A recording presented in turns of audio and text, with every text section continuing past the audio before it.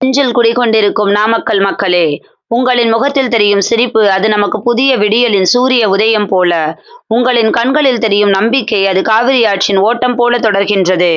நாமக்கல்லின் பசுமை வயல்கள் எங்கள் வாழ்வின் உயிர் நரம்பு. விவசாயியின் உழைப்பு மனித கைகளால் வடிவமைக்கப்பட்ட பொற்கொடி. பள்ளிகளில் படிக்கும் குழந்தைகள் மருதாணி கொடி போல மலரும் எதிர்கால தலைவர்கள். பல ஆண்டுகளாக நாமக்கல் மூடிய கதவுகள் கொண்ட வீடு போல அரசின் அலட்சியத்தால் இருளில் இருந்தது. ஆனால் இப்போது அந்த கதவை நாமே திறக்க வேண்டும். விடியற்கால காற்று போல புதிய மாற்றத்தை கொண்டு வர வேண்டும். நான் விஜய், ஒரு நடிகன் அல்ல, உங்களுடைய நம்பிக்கையின் குரல். நீங்கள் தரும் ஒவ்வொரு வாக்கும் வீரர் கையில் உள்ள வாள் போல மாற்றத்தை ஏற்படுத்தும். உங்கள் குரல் புலியின் கர்ஜனை போல நாடெங்கும் கேட்க வேண்டும். நாமக்கல்லின் மலைகள் உறுதியின் கோட்டைகள்.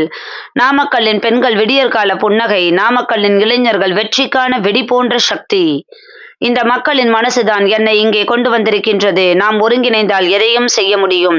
துளி துளியாக சேர்ந்தால் பெரு வெள்ளம் போல உங்கள் ஒவ்வொரு முயற்சியும் சேர்ந்து ஒரு புதிய ஆட்சியை உருவாக்கும் என்பதில் ஐயமில்லை. வருங்கால நாமக்கல் விடியல் பார்த்த பசுமை நிலம், நம்பிக்கையால் மலர்ந்த ஊர்.